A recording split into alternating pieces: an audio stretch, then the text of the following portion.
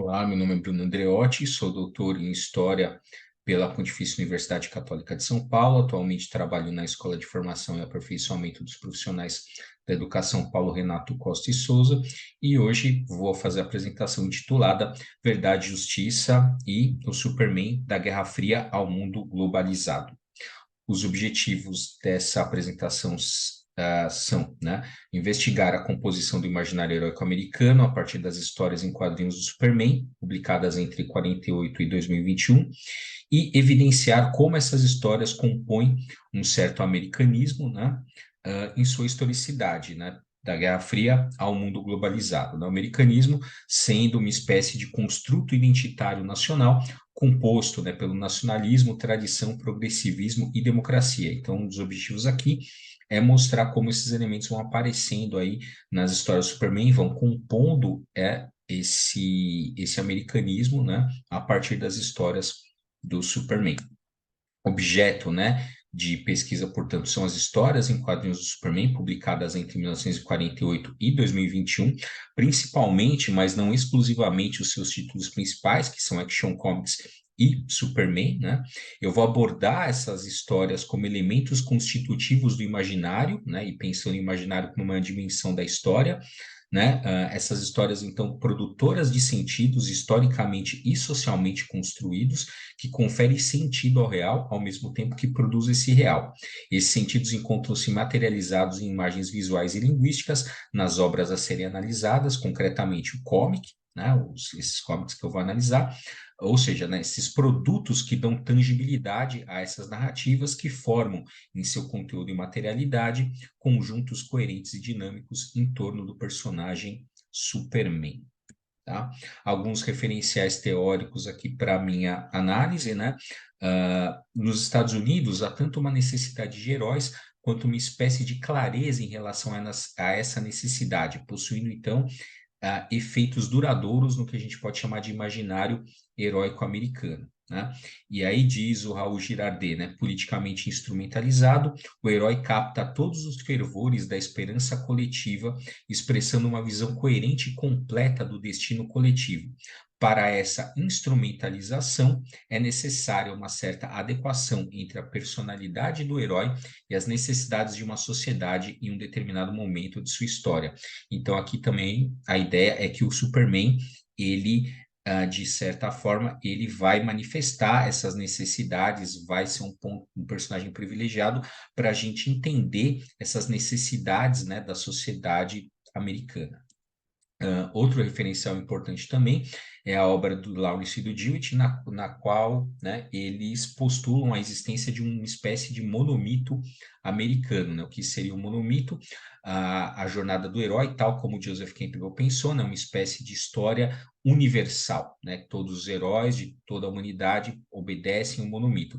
E o que Lawrence e o Jewett vão trazer para a gente é que existe um monomito americano, uma história particular dos Estados Unidos, né, dos heróis americanos, né, e que, portanto, estaria ali em toda a cultura americana. Né? Qual seria esse monomito? Né? Qual seria a história? Né?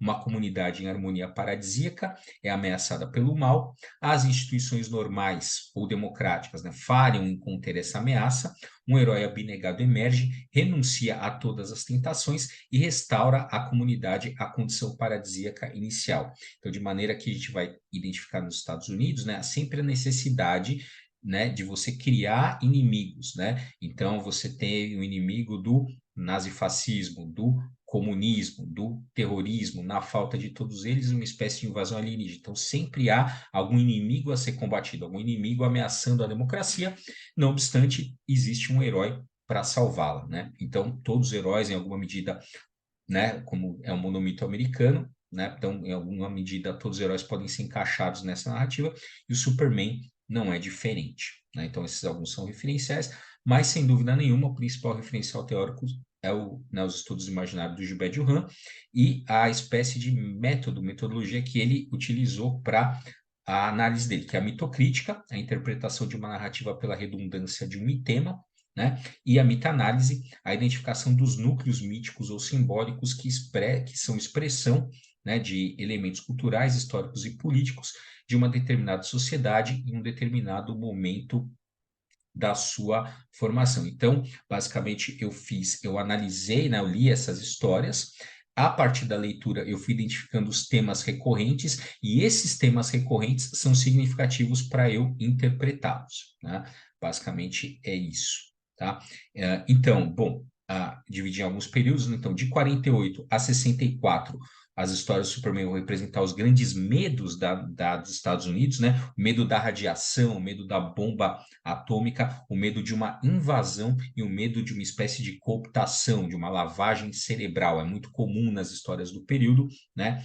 A questão da radiação, né? Com a própria criptonita, a invasão, sempre os Estados Unidos está sendo uma ameaça, ele pode ser invadido, e as histórias em que o Superman sofre uma espécie de lavagem cerebral, ou fica fora de si, ou age de maneira estranha, né? Então está representando ali os medos, os sonhos, né? O sonho do trabalho, do consumo e do casamento, né? Não é à toa que no período os personagens das histórias vão ser vistos como uma espécie de grande família, como vocês estão vendo na imagem acima, e também o grande sonho do casamento, né? Então, período da Guerra Fria, né, entendida como uma guerra não somente contra dois sistemas políticos e econômicos antagônicos, mas contra modos de vida antagônicos, que, não obstante, né, eram as duas utopias de massa do século XX.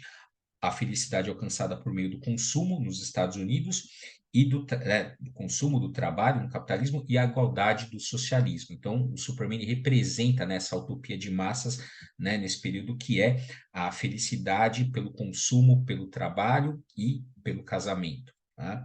Aí os períodos de 40. Então, de maneira que a gente pode dizer que o americanismo estava ali, né, aliado aos valores tradicionais, a uma época de prosperidade econômica nos Estados Unidos. Então, tudo isso faz com que o Superman seja esse ícone, né, do otimismo dos Estados Unidos ali, desse americanismo. Já entre o período de 69 e 78, você vai ter uma contestação dos valores tradicionais americanos. Surgimento da nova esquerda, a contracultura, a guerra do Vietnã, Watergate, são todos acontecimentos que minam a crença dos Estados Unidos como portadores de valores universais, como até então se pensavam, né? E não é à toa que no período, as histórias do Superman, né? O Superman vai passar constantemente a duvidar de si mesmo, da sua importância, da sua relevância, inclusive em alguns arcos, né, com os poderes diminuídos. Então, de alguma maneira, ele reflete aí essa insegurança, né? Ele vai compor também essa insegurança aí do período de 69 a 78.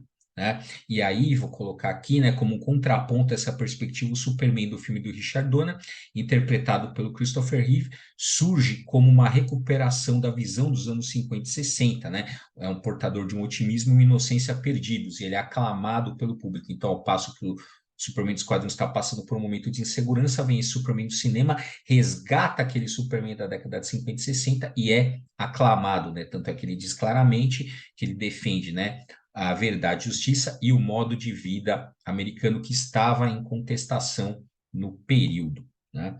Depois a gente passa aí de 86 a 87, né? Ele vai ser identificado como um yuppie conservador, um yuppie neoliberal, né? O Clark Kent, então, ele passa a ser um cara, principalmente na fase do John Byrne, né? Ele passa a ser um cara bem-sucedido no trabalho, né? A Lois Lane vai se sentir atraída pelo Clark Kent, que não era, né? Então, o Clark Kent, né, e o Superman vai ser um yuppie neoliberal no período, um pouco como o Bernie era, né? Não representa mais a classe proletária como ele representava no começo da sua carreira, né?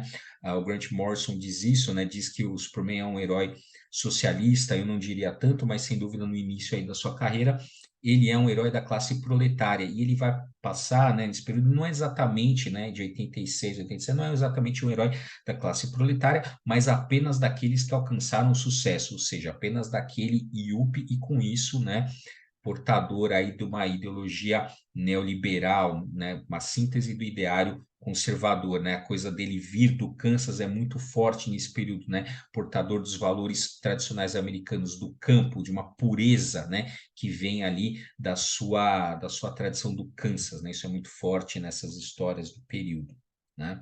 Dando um salto, né, a gente vai a 91, Superman batendo continência, verdade, afirmando, né, verdade, justiça e um modo de vida americano. Então vamos lembrar, né, queda do Muro de Berlim em 89, fim da União Soviética em 91, e aí o Francis Fukuyama faz o seu célebre artigo em 89, né, sobre o fim da história, posteriormente o livro, ou seja, a Guerra Fria acabou, né, tal, isso estou falando como os Estados Unidos entenderam o período, né, a Guerra Fria acabou, nós, os Estados Unidos, fomos vencedores, o capitalismo venceu, então é um momento aí de afirmação novamente aí, e pode ser visto aí na capa que a gente está colocando aí desse quadrinho de 91, né? Dando mais um salto, né?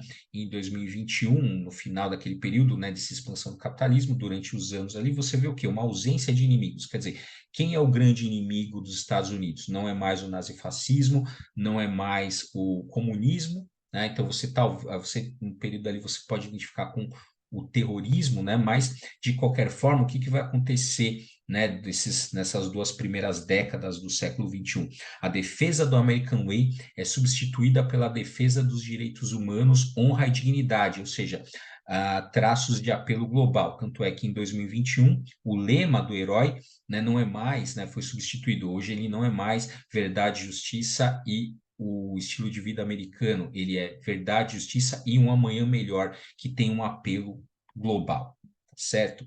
Bom, as considerações finais. A partir da identificação de temas recorrentes nas histórias do Superman, é possível elencar elementos caros ao imaginário heróico americano, consubstanciado em um americanismo que mudou historicamente de uma defesa de princípios identitários e nacionalistas entre as décadas de 30 60, né, para uma crítica a esses valores durante a década de 70 e na década de 80 constituiu-se, então, de uma defesa aberta de um individualismo com tons conservadores, para posteriormente, entre o final da década de 90 e o início do século XXI, adotar um viés internacionalista e alinhado a uma visão de mundo liberal, liberal tal qual os Estados Unidos entendem, né, a palavra liberal, tá?